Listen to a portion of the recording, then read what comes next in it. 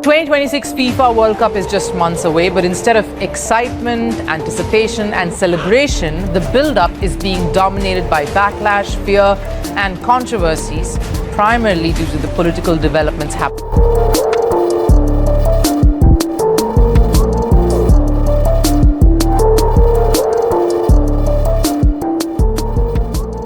Masih ingatkah kalian rasa sakit hati yang dirasakan seluruh pecinta sepak bola Indonesia, saat mimpi besar kita untuk menjadi tuan rumah Piala Dunia U20 harus terhenti di tengah jalan? Saat itu, persiapan panjang bangsa ini hancur lebur. Alasannya saat itu sangat jelas dan tegas, adanya dinamika politik dan faktor keamanan terkait penolakan terhadap salah satu negara peserta. Keputusan FIFA kala itu seolah menegaskan satu prinsip kuat, bahwa stabilitas dan netralitas adalah harga mati untuk sebuah turnamen. FIFA berteriak lantang ke seluruh dunia bahwa sepak bola harus bebas dari intervensi politik. Kita semua dipaksa belajar, bahwa menjadi tuan rumah ajang dunia membawa tanggung jawab yang sangat besar, tidak hanya soal kesiapan stadion, tapi juga soal diplomasi internasional. Kita menunduk, menerima nasib, dan mengubur mimpi anak-anak muda kita demi menghormati statuta tersebut.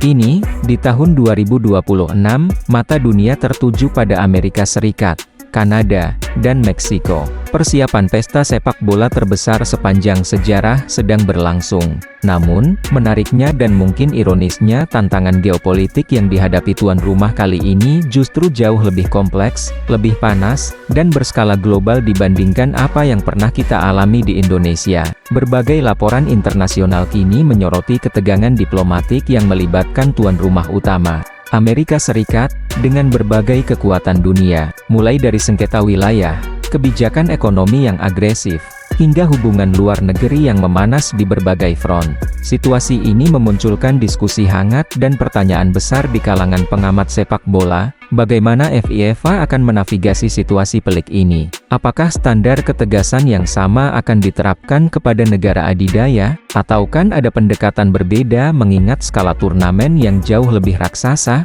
Di kesempatan kali ini, Redline akan membedah secara utuh badai geopolitik yang sedang membayangi Piala Dunia 2026, dan mengapa situasi ini bisa menjadi ujian terberat bagi diplomasi olahraga modern. Mari kita mulai analisis mendalam ini dari isu yang mungkin jarang terdengar di berita olahraga, namun sangat krusial di meja diplomasi global, isu Greenland. Beberapa waktu lalu, muncul wacana serius dari pihak Amerika Serikat terkait keinginan strategis mereka terhadap Greenland, sebuah pulau terbesar di dunia yang merupakan wilayah otonom di bawah kerajaan Denmark.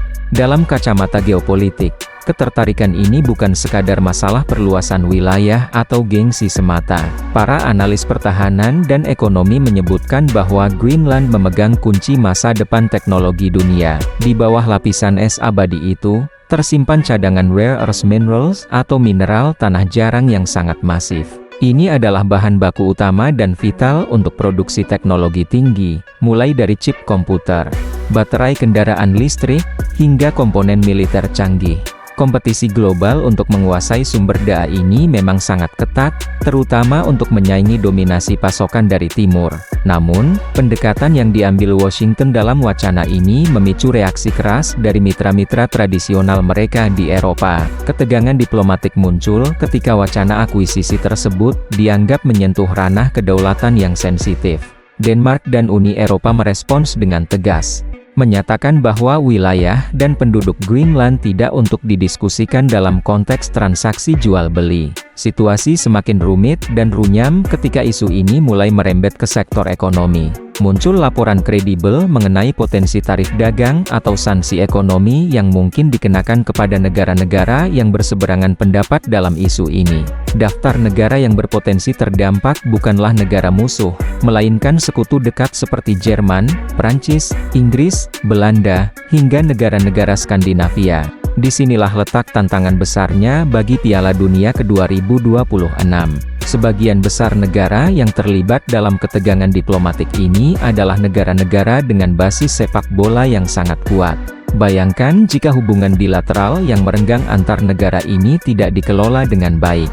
Hal ini berpotensi menciptakan atmosfer yang sangat tidak kondusif menjelang kick-off. Ini adalah contoh nyata bagaimana kepentingan ekonomi dan ambisi politik bisa bersinggungan langsung dengan semangat persahabatan dalam olahraga. Dampak dari ketegangan ini tidak bisa dianggap remeh, sahabat Redline. Di Jerman, suara-suara keprihatinan mulai terdengar nyaring dari para pembuat kebijakan. Jürgen Hart, seorang politisi senior Jerman yang membidangi urusan luar negeri, sempat melontarkan pernyataan yang cukup serius dan mengguncang markas FIFA. Ia menyebutkan bahwa jika tekanan diplomatik dari tuan rumah terus berlanjut, Eropa harus mempertimbangkan langkah-langkah strategis untuk menunjukkan posisi dan harga diri mereka. Salah satu opsi yang sempat didiskusikan meskipun masih sebatas wacana ekstrem adalah peninjauan kembali partisipasi dalam event internasional di wilayah tersebut. Dalam bahasa diplomasi, ini adalah sinyal peringatan boikot yang sangat kuat. Hart menekankan bahwa langkah ini bukan karena mereka membenci turnamennya, melainkan tentang menegakkan prinsip saling menghormati antar negara berdaulat. Bagi FIFA dan penyelenggara, wacana seperti ini tentu menjadi mimpi buruk. Mari kita bicara data. Berdasarkan statistik Piala Dunia edisi sebelumnya di Qatar maupun Rusia, pasar Eropa menyumbang persentase yang sangat masif. Hampir 40 hingga 50% pembeli tiket dan pemegang hak siar televisi berasal dari benua biru. Negara-negara seperti Inggris, Spanyol, dan Jerman adalah penyumbang turis sepak bola terbesar.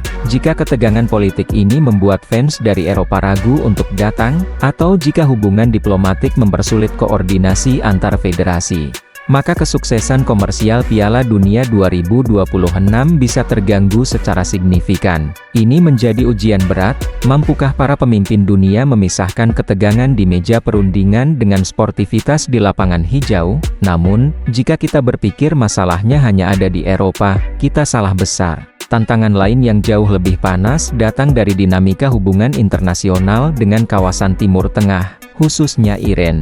Seperti yang kita tahu, hubungan diplomatik antara Amerika Serikat sebagai tuan rumah dan Iran sebagai salah satu peserta tetap Piala Dunia, telah mengalami pasang surut yang ekstrem selama beberapa dekade terakhir. Eskalasi terbaru mencakup retorika politik yang tajam dari kedua belah pihak. Ada pertukaran pernyataan yang cukup provokatif terkait kebijakan dalam negeri masing-masing negara. Hal ini diperparah dengan situasi keamanan siber, di mana berbagai infrastruktur digital di kedua negara sering menjadi target peretasan dan gangguan sistem. Uniknya, di tengah situasi politik yang panas dingin dan penuh ancaman ini, timnas Iran justru menunjukkan performa olahraga yang luar biasa. Mereka menjadi salah satu wakil Asia yang paling konsisten.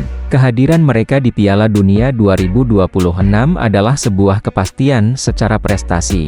Namun, secara logistik dan keamanan, ini adalah tantangan raksasa bagi penyelenggara. Pertanyaan besarnya adalah, bagaimana menjamin keamanan tim tamu yang negaranya sedang memiliki hubungan diplomatik yang sangat buruk bahkan bermusuhan dengan tuan rumah? Protokol keamanan seperti apa yang harus diterapkan agar pertandingan tetap berjalan kondusif tanpa gangguan politik atau insiden di lapangan? Beredar rumor di kalangan jurnalis olahraga bahwa FIFA sedang menyusun berbagai skenario mitigasi atau rencana darurat. Ada wacana pemindahan venue pertandingan tertentu ke lokasi yang dianggap lebih netral, atau pengetatan keamanan level tinggi yang belum pernah dilakukan sebelumnya. Situasi ini mengingatkan kita pada ironi di mana olahraga seharusnya menjadi jembatan perdamaian, namun realitas politik seringkali membuatnya menjadi sangat rumit. Dan masalah ini tidak berhenti di level elit politik atau tim nasional saja. Dampak paling nyata justru dirasakan oleh jutaan orang biasa, para supporter, mungkin termasuk kalian yang punya mimpi nonton langsung di sana. Disinilah tantangan teknis terbesar muncul. Kebijakan imigrasi dan visa, setiap negara, termasuk Amerika Serikat, tentu memiliki hak penuh untuk mengatur siapa yang boleh masuk ke wilayahnya demi alasan keamanan nasional. Namun saat ini, kebijakan visa di Amerika Utara menerapkan standar penyaringan yang sangat ketat dan berlapis. Ada daftar negara tertentu yang warganya memerlukan proses pemeriksaan tambahan atau bahkan penangguhan visa sementara tanpa batas waktu yang jelas.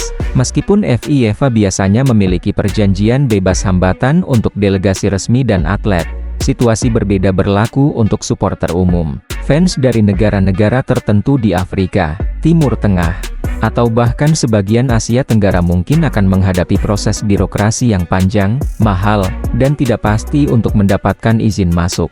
FIFA sendiri telah memberikan imbauan agar fans mengurus dokumen jauh-jauh hari.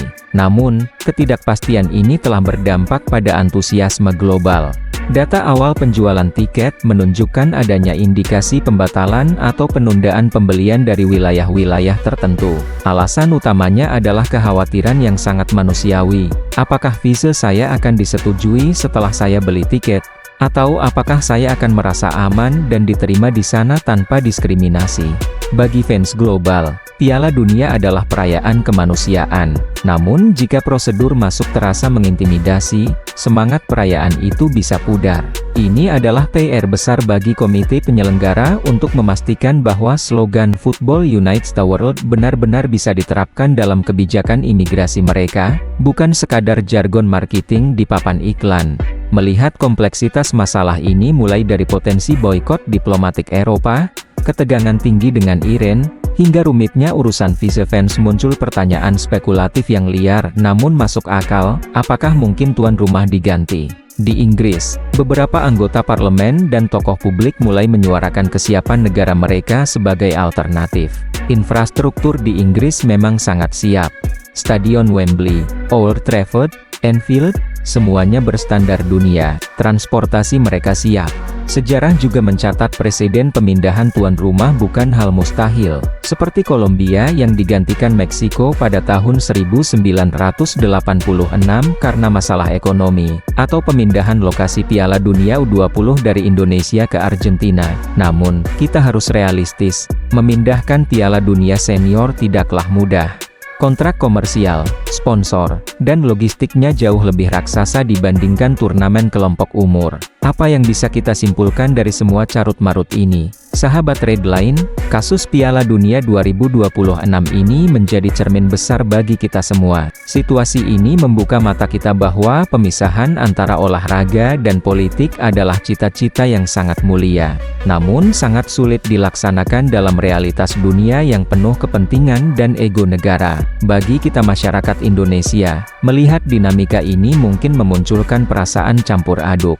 Ada rasa empati, namun ada juga rasa kritis. Kita pernah merasakan pahitnya kegagalan menjadi tuan rumah karena kita memegang teguh prinsip konstitusi kita. Kini kita melihat negara besar menghadapi masalah yang serupa, bahkan lebih kompleks dan berbahaya bagi stabilitas dunia. Apakah FIFA akan mampu membuktikan konsistensinya dalam menjaga netralitas dan keadilan? Ataukah kita harus menerima fakta pahit bahwa dalam geopolitik olahraga, setiap negara diperlakukan berbeda tergantung seberapa kuat pengaruh mereka?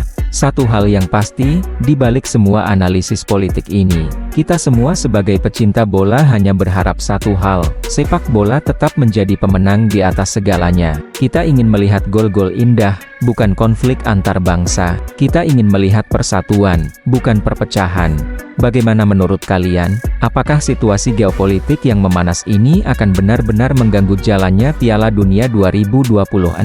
Atau ini hanya drama politik yang akan mereda saat peluit pertama dibunyikan? Coba bagikan perspektif kalian di kolom komentar dengan bijak. Jangan lupa like video ini jika kalian menyukai analisis mendalam seperti ini. Dan subscribe Redline untuk update berita geopolitik yang berani beda. Sampai jumpa di video selanjutnya.